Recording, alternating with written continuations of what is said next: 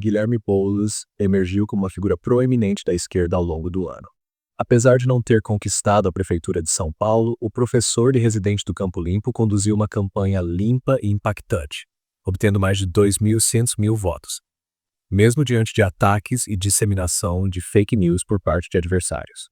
Bem-vindo ao Media Alert, seu canal de política onde você se mantém atualizado com as notícias mais relevantes para a luta democrática. Junte-se a nós na construção de um espaço de diálogo e conscientização política. Para ficar sempre atualizado, inscreva-se no canal. Ele falou que quer falar da cidade e me pergunta de uma votação minha como deputado federal. Eu acho que o marqueteiro não treinou bem essa. Ricardo, eu insisto, porque isso também é falar da cidade. Você fica toda hora botando medo nas pessoas, me acusando de extremismo. Extremismo, jogando isso. Eu acho que se tem um extremista nessa campanha, nesse debate, é você. Você que anda com o Bolsonaro, que é o cara que trabalhou contra a vacina, que tentou golpe, que desprezou o povo brasileiro. Você que deu tiro em porta de boate, tudo bem, você se arrependeu, era jovem, não tem problema, que bom, é digno você dizer isso. Porque você não reconhece um erro, para você fez tudo certo. Né? É impressionante. Agora, você falou também de polícia, de ser contra a polícia. Vamos falar de crime. Eu já te perguntei em outros debates, inclusive aqui na Globo no primeiro turno, você sempre samba e não responde. Tem um caso muito grave. Um cidadão chamado Eduardo Olivato era funcionário de carreira da prefeitura há um tempo, mas no seu governo ele virou um chefão, chefe de gabinete da Secretaria de Obras. Seu amigo. Esse cidadão é cunhado do Marcola do PCC. É o crime organizado entrando na prefeitura. É o crime organizado que já tinha entrado nos ônibus, que já tinha entrado em milícia na GCM, que a própria Polícia Civil associou à máfia das creches, no seu governo tomando conta. Eu te pergunto de maneira muito objetiva, não fuja dessa vez. Se você não gosta de mim, não tem problema, você não precisa gostar. Agora, em respeito a quem está assistindo a gente, não fuja. Por que você indicou o cunhado do Marcola do PCC para cuidar das obras da prefeitura? E fica falando aqui de segurança, de polícia, mas por que você indicou?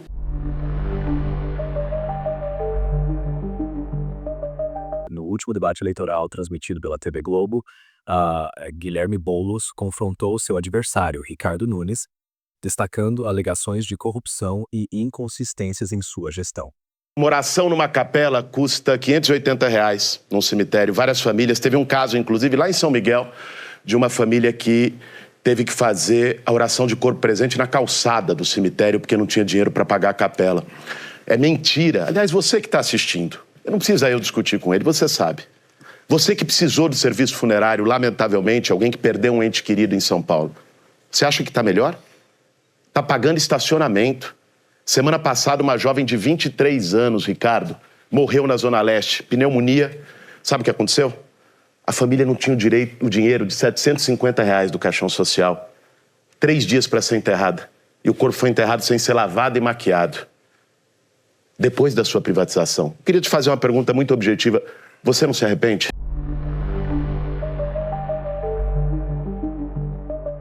Após as eleições, Guilherme Boulos retomou seu mandato na Câmara dos Deputados, onde tem se destacado por sua atuação combativa. Recentemente, ele se uniu à deputada Erika Hilton e ao movimento Vida Além do Trabalho, para apoiar a PEC que propõe o fim da escala 6x1 de jornada de trabalho. Eu queria dizer que eu acho que o mais importante do que já se fez até aqui foi demarcar e dividir uma linha de quem está de cada lado. Às vezes, na política, não é tão nítido a gente perceber o lado de cada um. Porque os discursos se confundem. Porque nem sempre aquele que tem lobby com grandes empresários, que está aqui para defender grandes interesses, deixa isso claro. Aliás, normalmente não deixa. O discurso é um discurso como se todos defendessem o povo e os trabalhadores. Quando é que você separa o joio do trigo? Você separa o joio do trigo quando entra uma pauta concreta, objetiva. Que quem defende o trabalhador está de um lado, quem é contra o trabalhador está do outro. O fim da escala 6x1 é uma pauta concreta, objetiva e que define lados.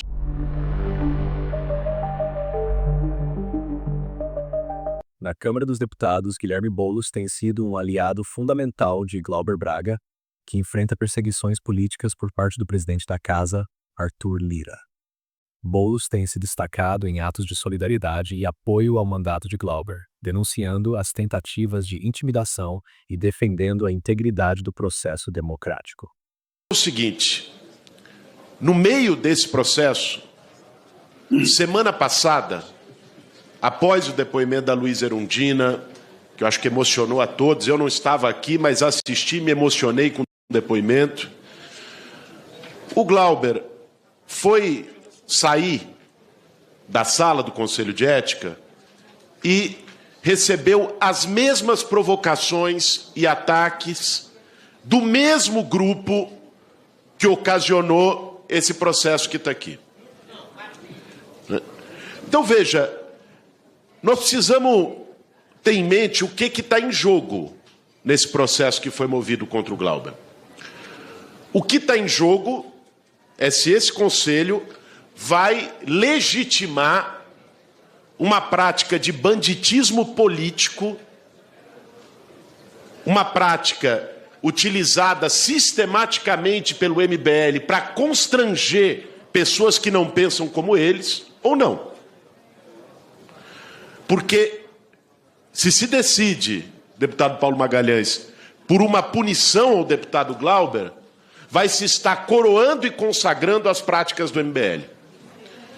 Vai se chegar... Qual é o recado e a mensagem que vai ser dado para essas pessoas que praticam banditismo político? É dizer, continuem.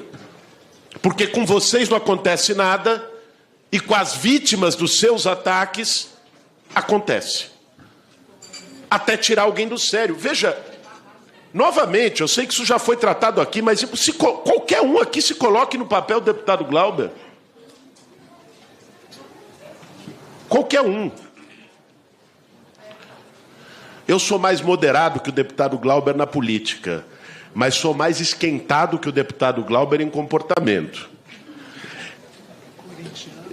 Então, veja, se viesse comigo, ou qualquer um de vocês, com esse nível de provocação e ataque sistemático, e pior, praticado como método por moralistas sem moral. Esse MBL é um movimento que tinha um vereador lá no Rio de Janeiro que tinha como prática fazer esse mesmo tipo de ataque e está preso por pedofilia. Que tinha um deputado lá em São Paulo que tinha as mesmas práticas, que já fez o constrangimento várias vezes comigo, por ser lá do Estado, que este outro rapaz fez com o Glauber, que foi cassado na Assembleia Legislativa de São Paulo por assediar mulheres no meio de uma guerra na Ucrânia. É desse tipo de gente que a gente está falando, deputado Paulo. Então, assim, qualquer tipo de posicionamento que não seja o arquivamento do caso, premiar essas táticas, esses métodos. É isso que eu queria alertar do que está em jogo. Não se trata apenas do deputado Glauber. Ele foi a vítima agora. Amanhã pode ser qualquer um. Se em algum momento, deputado Paulo, deputado Leur, vocês tomam um posicionamento que é contrário ou de antagonismo com a posição desse grupo, pode ser vocês. Qualquer um de nós, sofrendo achaque, constrangimento, provocação baixa, ataques rasteiros pessoais e familiares, não dá para premiar esse tipo de prática. Nós não podemos legitimar esse tipo de prática. É esse apelo que eu queria deixar para Vossa Excelência, relator. Vossa Excelência tem mais Paulo. 5 minutos que Vossa Excelência é membro. Não, mas não vou precisar utilizar, eu me dei por satisfeito do que disse a testemunha, mas queria utilizar esse momento para fazer esse apelo, para deixar meu integral apoio e solidariedade ao meu colega Glauber Braga, independentemente de questões partidárias, não é? É meu companheiro de partido, mas mesmo que não fosse meu companheiro de partido. Aliás, eu acho que esse tipo de isonomia está faltando para os acusadores. Porque é este campo político que tem, nos últimos meses, feito uma defesa que se mostra hipócrita da imunidade parlamentar quando são atacados judicialmente nos seus mandatos e que, no caso do deputado Glauber, atuam com caças bruxas. Então, o que vale para um tem que valer para os outros. Eu acho que essa precisa ser a régua desse conselho e desse julgamento.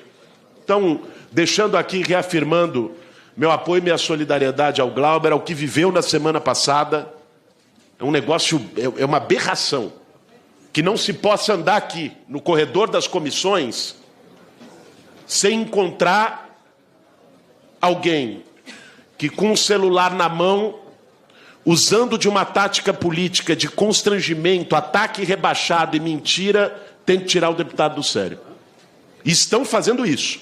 E eu acho que o desabafo que o Glauber fez no plenário na semana passada tem a ver, olha, vamos encerrar esse processo, porque até quando vai continuar acontecendo isso? Deputado Paulo Magalhães, na sua condição de relator, eu acho que não está... eu sei as pressões que existem. Eu estive esse ano sentado aí como relator de um outro caso. Na sua condição de relator, considere que Vossa Excelência não vai estar julgando apenas o deputado Glauber.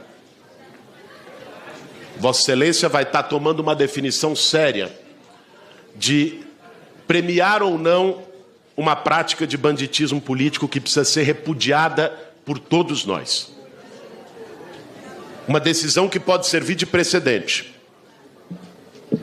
e que pode servir, inclusive, de estímulo para que outros grupos políticos adotem a mesma tática. Porque se ela é premiada e a vítima é punida, bom, esse caminho se torna um caminho de bom agouro. Esse é o apelo que eu faço para Vossa Excelência em relação ao caso. Obrigado, presidente.